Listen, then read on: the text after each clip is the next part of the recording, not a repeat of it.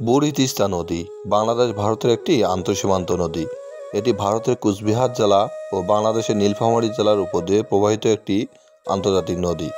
নদীটির দৈর্ঘ্য ৭৬ কিলোমিটার, গড় প্রস্থ ৬৯ মিটার এবং নদীটির প্রকৃতি সবিলাকার। নদীটি তিস্তা নদীর একটি শাখা নদী এবং এক সময় এটি তিস্তা নদীর মূল নদী ছিল।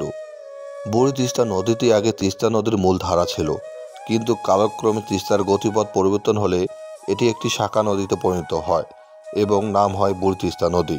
নদীটি ডিমলা উপজেলার বালাপাড়া সীমান্ত দিয়ে বাংলাদেশে প্রবেশ করেছে। নদীটি রংপুরের গঙ্গাছড়া উপজেলা দিয়ে পুনরায় তিস্তা নদীতে মিলিত হয়েছে। নদীটি ডিমলা উপজেলার ছোটপুল নামক স্থানে একটি সেচ প্রকল্প রয়েছে। এই নদীটির দৈর্ঘ্য ৩৫ কিলোমিটার এবং প্রস্থ ৪৫ কিলোমিটার। নদীর গভীরতা ৪ মিটার। বুড়ি তিস্তা নদীর বিভিন্ন অংশ দখল হয়েছে। নদীর বর্তমান অবস্থা স্বাভাবিক নয়।